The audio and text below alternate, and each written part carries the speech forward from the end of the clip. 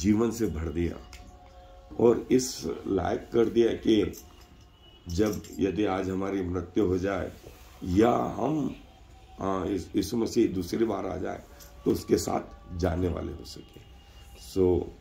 और मेरी ये कोशिश है कि पिछले 20 साल से साथ में हैं, 20 साल से बहुत सारे परिवर्तन देखे हैं। सबके जीवन में कुछ न कुछ परिवर्तन आए ही हैं, है ना। एक एक करके उनकी गवाहियाँ जो हैं और जो है, जैसा मैंने बोला कि शॉर्ट में ये कि इससे प्रभु को महिमा मिले, इससे लोगों को आशीष मिले।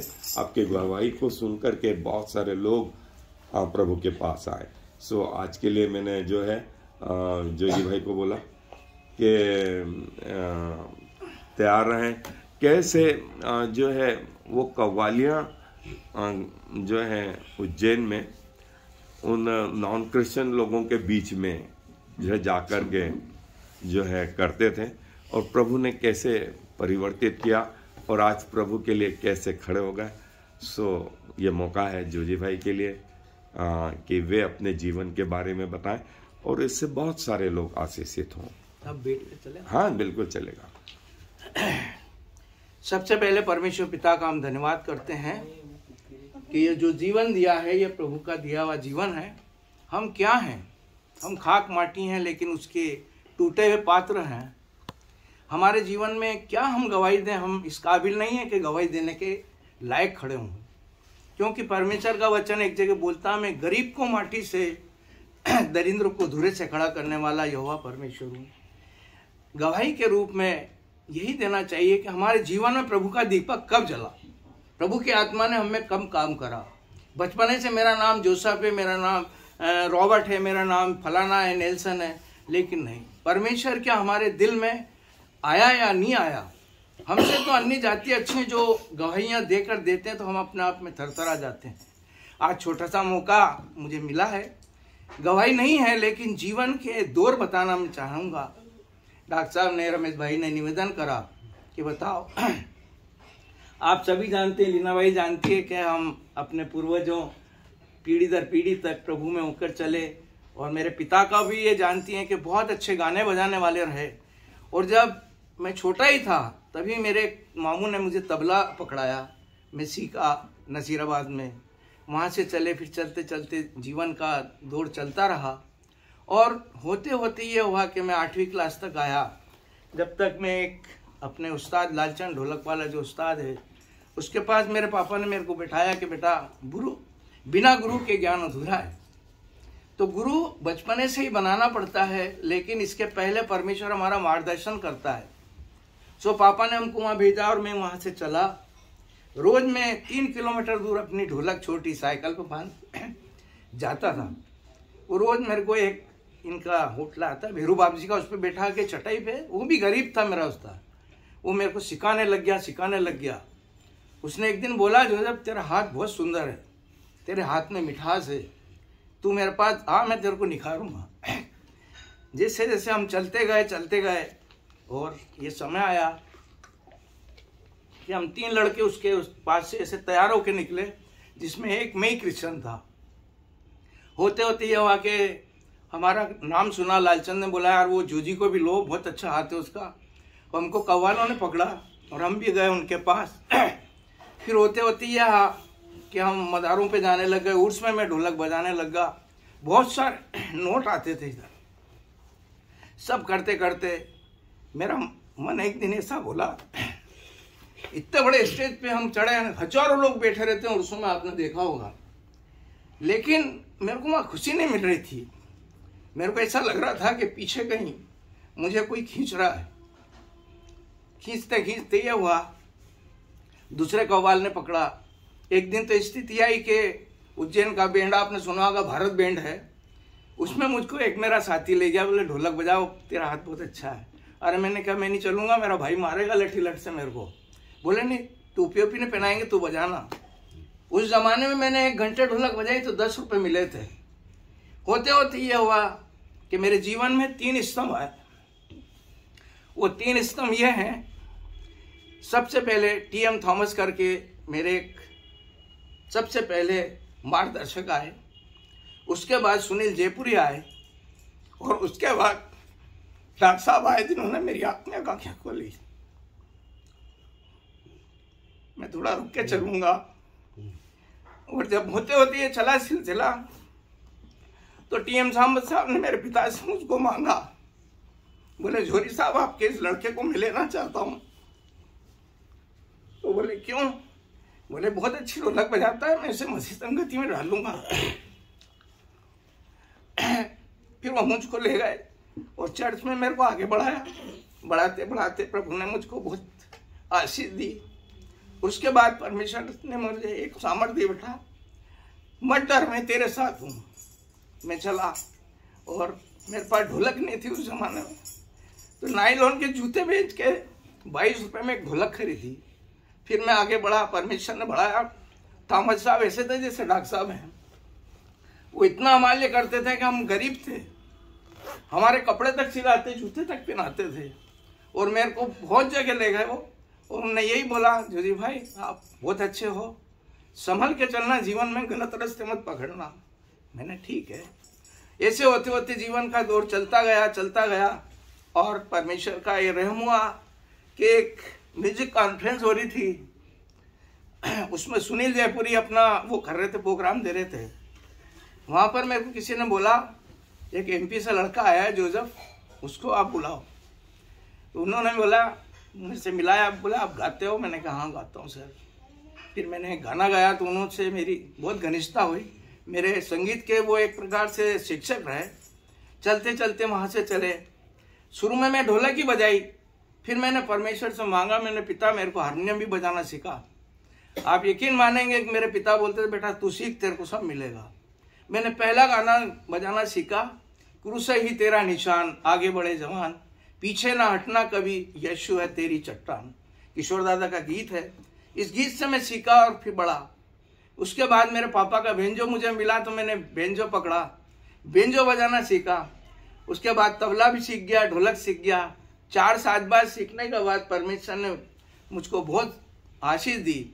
मेरा बड़ा भाई मेरे लिए बड़ा ताजुब करता था कि तू जो साज पकड़ता है वो बजाना सीख जाता है। मैं दुआ करता था मन ही मन के परमेश्वर मुझको अपने साहे में रखा। उसके बाद फिर मैं कव्वालों के साथ नहीं गया, मसीह संगति में आगे बढ़ा। टीएम थॉमस साहब ने बहुत मेरे जीवन को संवारा, बहुत संवारा। उनका एहसान कभी नहीं भूलूंगा। चलते चलते मेरा शादी हो गई। राती जगह वगैरह हम बहुत ढोलक बजाए। विनोद भाई जानते हैं कि पिपलोद का राती जगह ऐसा होता है कि नोटों से लोग मेरा वो भर देते थे, क्योंकि पैसे नहीं लेता था। मेरे उस्ताद ने मुझे एक ज्ञान दिया था कि जोजी सब कुछ करना, अपनी कला को कभी मत बेचना। ये परमेश्वर का धन्यवाद है। तो हम ऐसे चलते रहे। फिर आते आते सुनील भैया से मेरी बहुत मुलाकात हुई, जब से विश्ववाणी चालू भी नहीं हुई थी।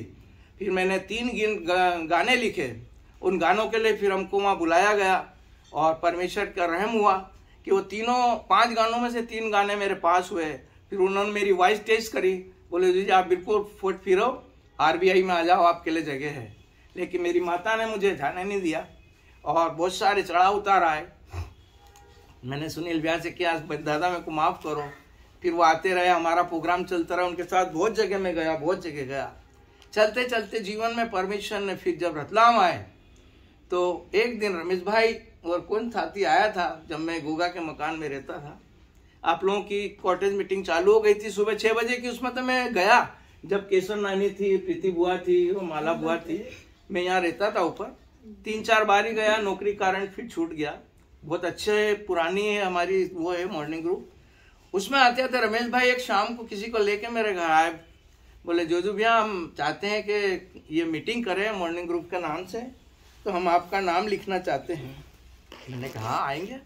उसी बीच में मेरे 4-5 साल दीपक के साथ गुजरे, लेकिन वो जिंदगी का जो आनंद और खुशी मिलनी थी वो मिली नहीं। इसी बाद फिर रमेश भाई को मैंने मेरा नाम लिखाया और आए। बहुत सारी बातें मैं छोड़ के जा रहा हूँ क्योंकि इतना समय नहीं रहेगा। तो परमेश्वर ने जब यहाँ आए और डॉक्टर साहब के साथ में सुबह 6 बजे आने लगा, मेरे को एक स्वप्न आया। वो स्वप्न में सोचना अभी भी मैंने लिख रखा है, वो स्वप्न भी मेरा घिस गया। और वो स्वप्न था 6 फरवरी या 16 फरवरी का सपना था। और उसमें परमेश्वर ने मुझसे रात में दर्शन में बोला कि जो मॉर्निंग ग्रुप तेरा है, पीछे से आवाज आई मुझे, ये मॉर्निंग ग्रुप आगे चल के बहुत बढ़ने वाला है। उस ग्रुप में बहुत सारे जन थे, हेनरी चार्ल साहब थे, विजय दुम्बा था, आप सब थे, पेरिन बाई थी और बहुत सारे थे। आगे आगे डॉक्टर साहब उसके पीछे क्रॉस लेके चल रहे और बोले कि तू इसी ग्रुप में लेना, तेरी जीवन बहुत परमेश्वर आशीषों से भरेगा। मैंने पीछे देखा, बहुत बड़ी भीड़ थी। मैंने डॉक्टर साहब को भी यह स्वप्न बताया था। यही जीवन का मेरा एक नया जीवन था। मैंने लिखा था और सपना कभी बताऊंगा तारीख वाइज। तो परमेश्वर ने बहुत आशीषें दी और यह आशीषें मेरे परिवार में उतरी और परिवार से चले तो खानदान में उतरी। और हमने ये कहा कि हम सब परमेश्वर की हुजूरी में आएंगे। मैं दुआ करता था लेकिन मेरी पत्नी करती थी, बच्चे नहीं करते थे। हमने प्रेस करा कि नहीं, पारिवारिक प्रार्थना में हमको जाना है। पारिवारिक प्रार्थना हम करते रहे और जब आज से 5-6 साल पहले नया मकान लिया तो उसमें एक और दर्शन हमें मिला। प्रभु के एक दास ने, जो संजय फिलिमोन साहब है जबलपुर से, वो मेरे घर आए। वो मेरे बड़े बच्चे के वो बहुत प्रिय हैं। उन्होंने बोला आप प्रेयर कैसी करते हैं? अपन साहब अलवर से होके आए थे उस साइड। उन्होंने बोला साहब हम खाने के बाद करते। बोले नहीं, आप खाने के बाद मत करो, खाने के पहले करो। आत्मिक खुराक पहले लोगे तो शारीरिक खुराक तुम्हें बहुत मिलेगा। हम सब ने फिर वो करा और हमको वह आशीषें मिली और वो दर्शन मिला कि सब समर्पण के साथ हम रोज 1-2 गाने गाते हैं, एक बाइबल पठन करते हैं, भजन 23, भजन 121 बोलते हैं और बड़ी दुआ करते हैं। उसी बीच में एक दिन आपको मैं बताऊं कि यहाँ जब सुबह आता था, प्रभु का एक भविष्यवक्ता यहाँ आए थे, डोनाल्ड पंत करके, जो पूना से थे साहब। उन्होंने मेरे को अजमेर में कन्वेंशन में गजल गाते कहीं सुना। ये लालू भाई लेके आ गए थे आप सुबह। वो जब आए और मीटिंग छूटी तो बाहर निकले। उन्होंने मेरी आंखों में आंखें डाल के, हाथ डाल के बोला आप अजमेर कन्वेंशन में आते रहे? मैंने साहब मैं आया, आप भी आए, आप गाना गाते हैं? मैंने कहा। उन्होंने मेरी आंखों में आंखें डाल के बोला कि परमेश्वर ने आपको बहुत सारे वरदान दिए हैं, क्या आपने किसी को बांटा? मैं 2 मिनट के लिए सुन हो गया। मैंने क्या, बहुत कठिन सवाल है। मैंने सर मैंने नहीं बांटा। बोले आपको इसका लेखा परमेश्वर को देना पड़ेगा। उस दिन से मैंने, रमेश भाई ने सोचा कि जो वरदान परमेश्वर ने छोटा छोटा हमें दिए हैं, मैंने साहब मैं आज से ये काम बराबर चालू करूँ। बोला आपको करना है, अगर आप ये दान नहीं बांटोगे आपको इसका लेखा देना है, आपको बहुत सारे वरदान है। मैंने साहब मैं मानता हूँ ये परमेश्वर का पात्र है टूटा हुआ, मेरा अपना कुछ नहीं है। तो फिर उस समय से हम इन बच्चों को साथ मेहनत करने लगे और जब थोड़ा थोड़ा बजाने लगे तो मुझको लगा कि नहीं, परमेश्वर कैसे हमको आशीष देता है। बाइबल के लिए मैं मन लगा के नहीं पढ़ता था, लेकिन डॉक्टर साहब की लगन और मेहनत से जब हमने पढ़ा तो मेरे जो कठिन शब्द, कठिन भाषा आई, उनमें भी हमने बहुत सारा आत्मिक आंखें हमारी खुली, डायरी में लिखते गए और वंदन करा। उसके बाद जब हम अलवर से आए तो सुनील जयपुरी डॉक्टर साहब मेरे से मिलने आए थे, आपको याद है साहब? समय तो नहीं हुआ साहब जब? नहीं। उन्होंने अपने लिए खाना लेके आए थे और तबीयत खराब थी, उनकी पत्नी दोनों आए। उन्होंने मेरे से अलग हटके एक बात बोली, जो जी गाना बजाना तो बहुत हो गया, मेरा भी बहुत हो गया, तेरा भी बहुत हो गया, अब परमेश्वर के लिए बोलना सीखो, आगे आओ। भैया मैंने कहा इतना तो, बोले नहीं, दुआ में मांगोगे तो मिलेगा, ढूंढोगे तो पाओगे। फिर मांगा तो थोड़ा थोड़ा बोलना परमेश्वर ने सिखाया और मेरे जीवन में पिपलोद में, जावरा में और उज्जैन और कहीं कहीं ऐसी जगह चर्च में बोलने का मौका मिला। जितनी छोटी समझ, जितना छोटा हमारे पास था, मैं सीख रहा हूँ, प्रयास कर रहा हूँ और मैं यही चाहूँगा कि हर एक जन पारिवारिक प्रार्थना में आए, समर्पण के साथ आए।